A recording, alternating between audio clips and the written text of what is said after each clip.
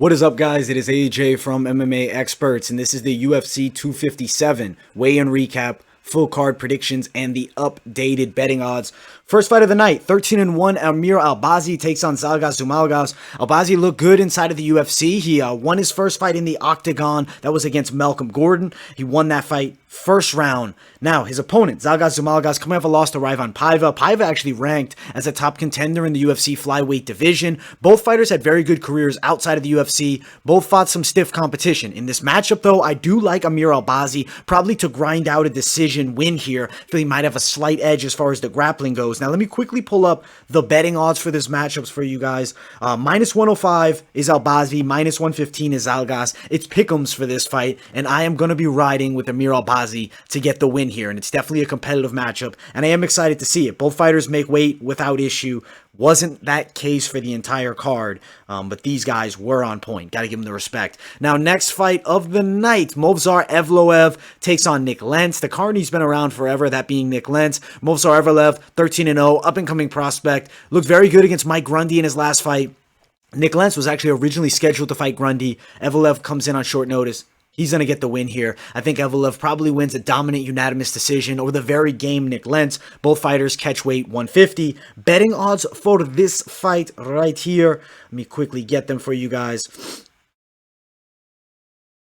All right, Nick Lentz is a plus 460 dog. Evloev is a minus 620 favorite. Your odds are going to vary around there on all the websites. Very widespread. I think Evloev most definitely should get it done. Now, next fight of the night. I am excited to see Marcin Prancino versus Khalil Rountree. Big heavyweights. Khalil Rountree really improved his striking. He does a lot of Muay Thai. He trains in Thailand. I think he's a really developing light heavyweight. Has some losses, but at the end of the day, solid fighter. Did miss weight on his first attempt, but did come back and make weight. Very thick guy. Has a good amount of muscle mass on him. I think that he's going to beat Marcin here. I think he should do so probably by a stoppage victory in the second round, but I do think it's going to be a fun fight, and I am excited to see Khalil bounce back, get himself a win. He has faced some tough defeats inside of the UFC, and I think he comes back with a big win here. Stylistically, I like this matchup.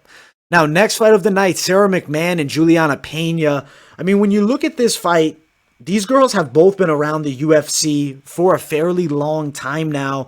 Contenders in the UFC bantamweight division for a long time. Sara McMann, an Olympic gold medalist in wrestling, whereas Juliana Pena, I mean, she's been a top grappler inside of the UFC women's bantamweight division for a fairly long time now. They go at it. I'm excited to see this matchup. I mean, if you look at their resumes, both fairly impressive. I'm more impressed, though, by Juliana Pena.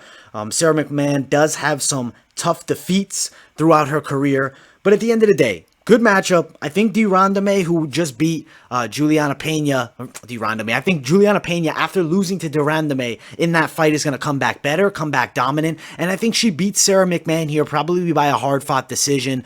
I do think, even though McMann is a high-level wrestler, I think Pena out-grapples her as far as the overall grappling game does go. The odds for this matchup have Pena actually at a plus 115 underdog to McMann at a minus 135 favorite. I think Juliana Pena is a steal as an underdog here. I would put a little money down on her. I do believe she should win this fight. Now, Antonio Carlos Jr., Brad Tavares. This is a fun matchup. Odds right now have Tavares at a minus 120 favorite, Carlos Jr. at a plus 105 dog.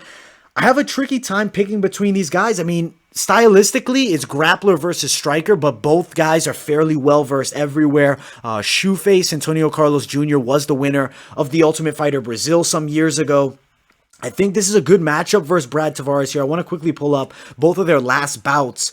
I know that Carlos Jr., he did lose to Uriah Hall, that being by a split decision. Not a terrible loss there. Brad Tavares coming off a loss to Edmund Shabazi in first-round knockout. I'll be honest, it's a pick'ems fight. I think it's any man's game here. I potentially could see a Brad Tavares decision win. Hard-fought decision, Brad Tavares, is the way that I am going to ride. But I do think that it's fairly competitive and could potentially go either way. But it should be a good matchup either way. Now, we had some interesting situations happen. Frevola was supposed to fight against Armen Azaitar. I guess Azaitar didn't show up to weigh-ins. He had somebody come into his room and deliver a bag that was not from the bubble. He gets cut from the UFC. And now, Matt Frevola has a new opponent, and it's Arman Sarukian because Nasrat Hakrast did not come to weigh in against him. It's a little bit confusing, it's a little bit messed up, but 157 for Arman Sarukian, who missed weight. versus Matt Frevola, 155.5. Let's see if there are betting odds even released for this fight. As of right now, I don't think the odds exist. They should be existing soon. I expect we'll see Sarukian as a fairly strong favorite, maybe somewhere at a minus 200, and I think that Sarukian should get the win. He is the favorite, and I think he should win by unanimous decision here. I think stylistically he matches up well. Very good striker, good grappling, and I think he wins against a very tough Matt Frevola. Next fight of the night. Andrew Alderte Sanchez is back in action. Always good to see him fight. He takes on Magomed Muradov. It's actually signed under Floyd Mayweather, I believe. Good record for Muradov, 24-6, so a fair amount of experience. His last fight came in 2019. That was a win over Trevor Smith. Is 2-0 inside of the UFC, so fairly good record there for Andrew Sanchez. Very well-rounded fighter. He's coming off a knockout win over Wellington Turman. I'll be honest, I think it's a competitive fight throughout. I feel like it's one of those fights that could potentially go either way, but I do think the young prospect definitely has some value here in Muradov. He's a hot prospect. I'm becoming guys signed by Floyd Mayweather. I don't think they'd sign somebody they don't see serious potential in. So I am going to ride with Magomed Muradov, who's a minus 145 favorite over the plus 125 dog Andrew Sanchez. But it could go either way. I do think Sanchez is a very skilled fighter, but I am going to be riding with Muradov in this fight here.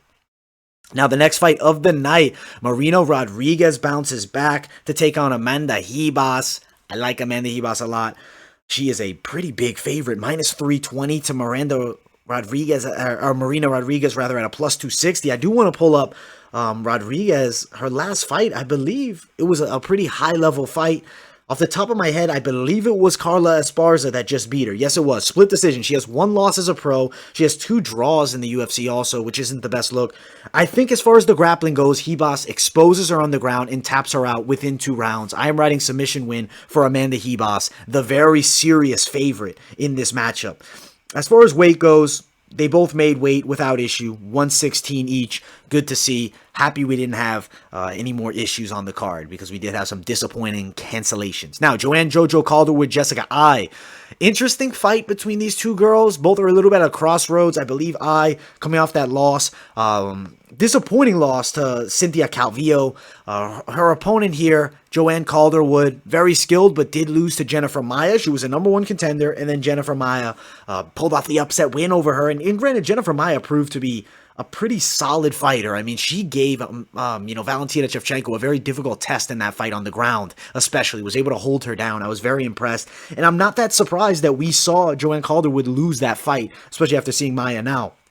Winner of this fight, though, gets back in the mix. If JoJo wins, I think she's still going to be close to a title shot with maybe 1 more win. She's a minus 125 favorite to the plus 105 dog. I like JoJo. Very close decision win in this fight. I think she is going to win it, but it's not going to be easy. Jessica I, solid boxer, good grappling defense, but I think JoJo could pull it off and should pull it off here, which would be a big win for her. Now, the next fight of the night, Michael Chandler. He is sitting at a plus 125 dog against Dan Hooker at the minus 145 favorite. I did a deep dive breakdown of this fight a couple weeks ago. I will link it in the description. Check that out. Have some video footage, have some highlights. It's a good one. I recommend watching that. But I am going to tell you, I am riding Dan Hooker. I think that his range control is going to win this fight for him, his takedown defense. Michael Chandler definitely has a chance here, is a live dog, but I think that the experience inside of the UFC, as well as the reach advantage and height advantage, Dan Hooker should win in a competitive fight here by a decision, and I cannot wait to see these two collide. It's an epic co-main event.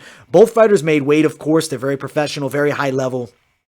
Top lightweights in the world, 156 for both men. Now, the main event of the evening, I cannot wait to see it. The Mystic Mac, Conor McGregor, takes on Dustin the Diamond Poirier again. The second fight. First fight was 96 seconds. They come back. They fight again. In the lightweight division this time, Conor McGregor, not super experienced at lightweight, but was the lightweight world champion. I mean, if you look at Conor McGregor, not super active over the years. I mean, he's been fighting as much as he can. Big win over Donald Cerrone in his last fight early. Look at Dustin Poirier, been grinding, been fighting the top guys. I still believe, though, Conor McGregor is too precise. Dustin Poirier does get hit a fair amount. He will give one to land one, or he'll take one to land one. You see what I'm saying? He'll go in and he'll close distance. He'll sit in front of you. He moves his head a lot, but he gets caught. Conor McGregor's too precise. Both southpaws. I think that Conor McGregor catches him with something. Probably a straight shot. Does a lot of damage. Hurts Dustin Poirier. And I think we'll see McGregor with another knockout. I really do. I think he beats Dustin here. in spectacular fashion. And if you want to see a deep dive of this one, I really go into details, really break it down. I have that linked in the description if you guys want to check that out as well. Should be some epic fights on this UFC 257 card. Quickly will bring up the betting odds for this fight. Minus 290 favorite is McGregor, plus 245 dog is Poirier. Makes sense. I think McGregor wins it. It's game, it's competitive, but Conor McGregor is going to win, and this will probably line him up for a vacant title fight against somebody. I think this fight could have, I'm just hitting the mic there, I apologize. I think this fight could have been for the vacant title already. I mean, Khabib is not really that interested in coming back from what I'm hearing, but Dana White is keep trying to push it. This could have been for the world title. These are the two top guys in the world, or at least some of the top guys in the lightweight division. Dustin's number 1, Conor's number 4. I think Conor is elite level. Dustin's elite level. But most likely, the winner of this fight maybe will fight the winner of the co-main event, or potentially Charles Oliveira. Oliveira, though, scary matchup for anybody inside the UFC's lightweight division. That grappling that he showed is very deadly. But I am riding McGregor. He should win. Potentially becomes a champion in 2021 again. We'll see what happens with Khabib. I know that Conor wants that Khabib fight, but I'm not sure that we will ever see that fight again. Hopefully we do, and we will find out very soon. UFC 257 this Saturday, only on pay-per-view. Make sure you guys check it out. Like this video. Subscribe to the channel. Also, guys, check out my social media. The links should be below, or they should at least be listed below in the description. And if you guys want to play some bets, I do have a link to the MyBookie. You know, it kind of helps the channel out.